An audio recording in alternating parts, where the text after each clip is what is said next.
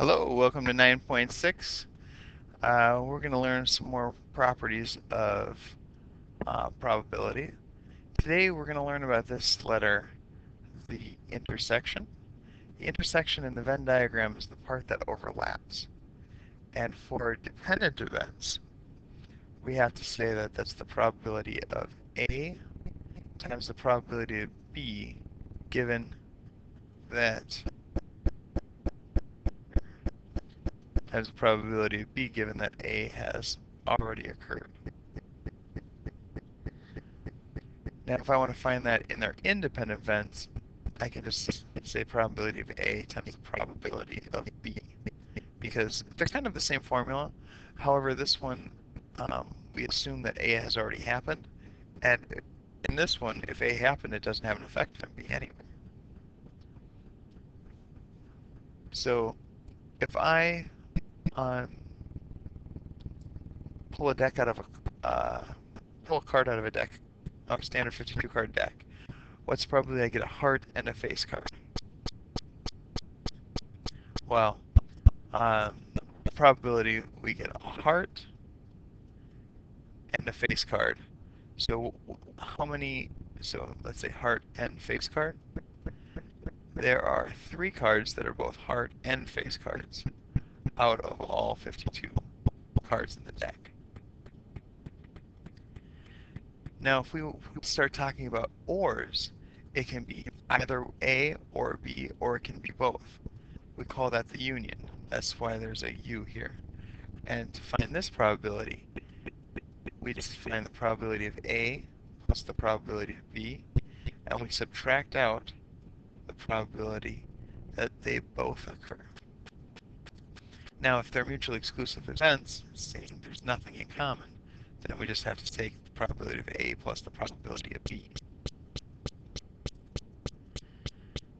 So what's the probability that it'll be a heart or a face card? Well, the probability of heart will be 1/4. The probability of a face card will be 3/13. The probability it will be a heart or a face card, and a face card, we've decided was 3/52.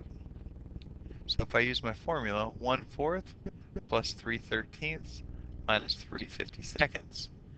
This right here is 13/52 plus 12/52. If we subtract out 3/52, this would be 25 minus 3, which would be 22/52.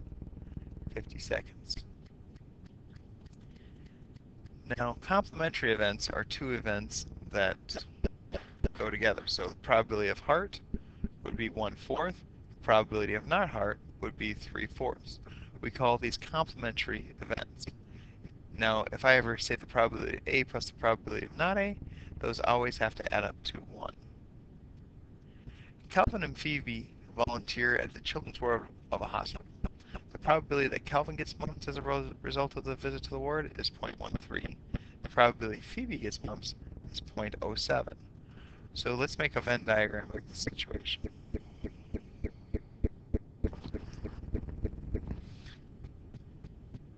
Alright, this is Calvin. We know this whole thing has to add up to 0.13.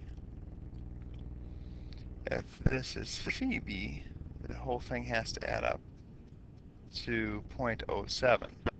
So if these are independent events, I can multiply these two numbers to find the probability that they both get. So if I do 0.13 times 0.07, that's 0.009. So let's just, for simplicity's sake, let's just round that to 0.01. So if that's 0.01, the probability that just Calvin gets sick, this whole circle has to add up to 0.13, so that has to be 0.12.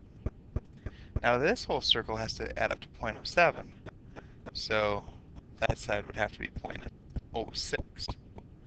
Now if I add up everything in this situation, that would be 0.13 plus 0.06, so 0.19. If I subtract that from 1, I would get 0.81. So that's the probability that neither gets sick. Now this is using a Venn diagram. To do a tree diagram, we can do the same thing, but we'll have Calvin get Calvin and Calvin. So let's say Calvin gets sick, Calvin doesn't get sick.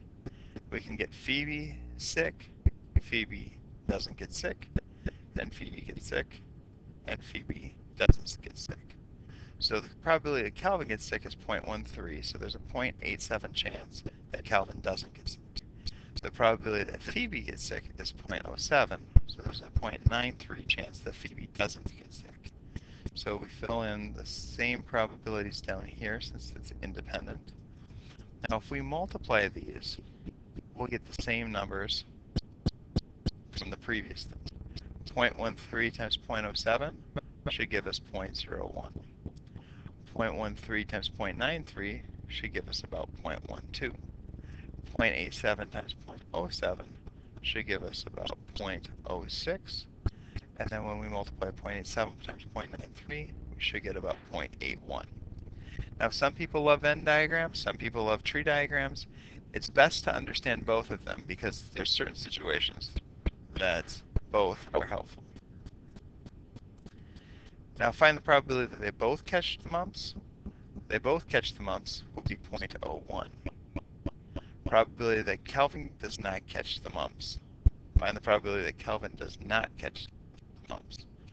Well, that would be 0.87. Find the probability that Phoebe doesn't catch the mumps. That would be 0.93. Just adding those two together, or just 1 minus what it was in the problem. Find the probability that neither of them get mumps.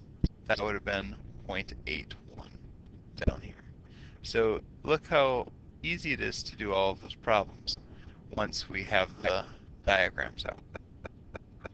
So if you're going on a long car trip, the probability that your car will have flat tires is 0.1. Say the probability you'll have engine trouble is 0.05. What's the probability of each of these events?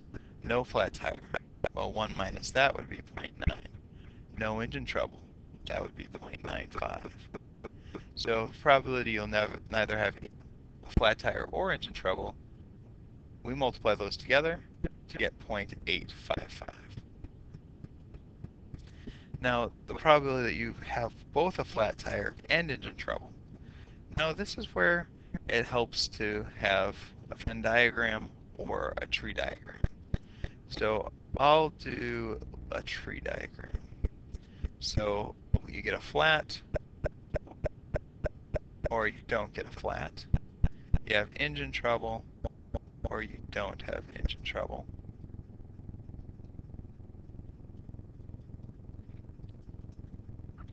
Now a flat tire is 0.1, and engine trouble is 0.05. So this would be 0.9, this would be 0.95, 0.05, 0.95. Now if we just multiply these across, 0.1 times 0.05, that would be 0.005, 0.1 times 0.95, 0.095, 0.9 times 0.95 we figured out was 0.855, 0.9 times 0.05 would be 0.045. Alright, so the probability they both have flat tire and engine trouble, that's 0.005. At least one occurs, either flat tire or engine trouble. We have to add all of these up, or do 1 minus that, which would be 0.145.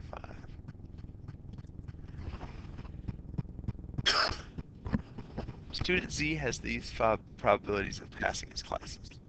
Let's do a Venn diagram.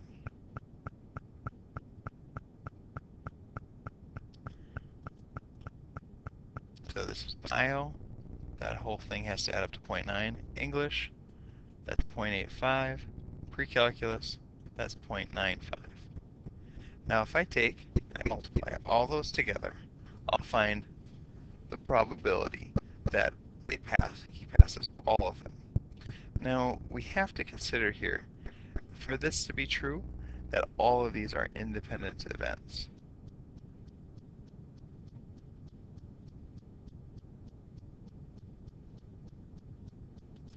And the probability that happens is about 0.73.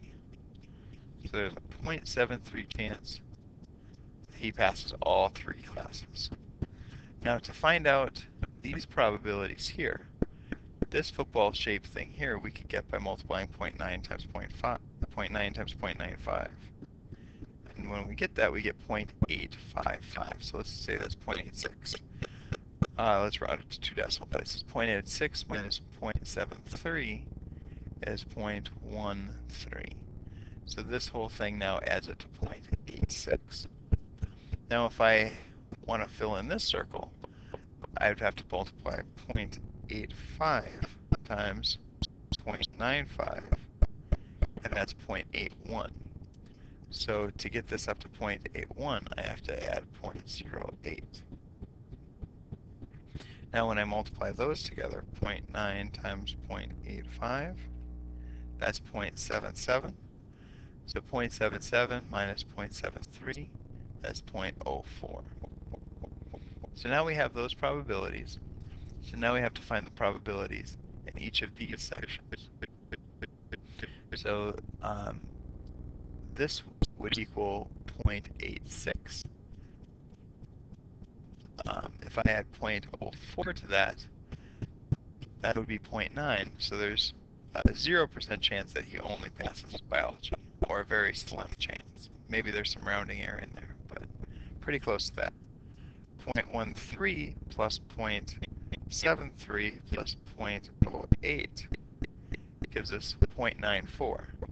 So there's about a 1% chance that they just pass pre-calc. Now, the probability just passes English. If I add those, I get to 0.85.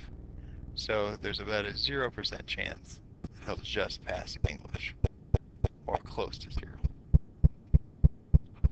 Now, if I want to find the probability that none of this happens, I multiply, or I add up all of these numbers and see what I get to. So that would be 0.9 plus 0.09, so that would be 0.99. So the probability that he passes 0 of these classes will be about 0.01. Now from here, now if we wanted to draw a tree diagram, to draw a tree diagram in this situation, we pass biology or we don't pass biology. We pass English, or we don't pass English. And then pre-calculus, we pass pre-calculus, or we don't pass pre-calculus.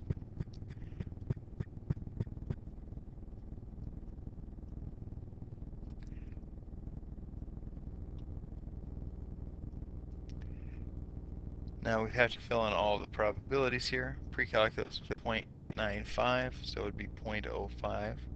So fill in all those down here. English would be 0.85 and 0.15, and biology would be 0.9 and 0.1. Now once you fill in all those probabilities, you'd have to multiply all the way across to find each of those probabilities at the end. Now find the probability that she passes all three tests. That one's right in the middle, 0.73. Fails 3 tests, that was on the outside, which is 0.01. Passes at least 1, that would be 1 minus that, which would be 0.99. Passes exactly 1. If we look at passes exactly 1, it would be this, this, and that. So there would be only a 1% chance of that occurring. Alright, so here's your homework tonight. Good luck.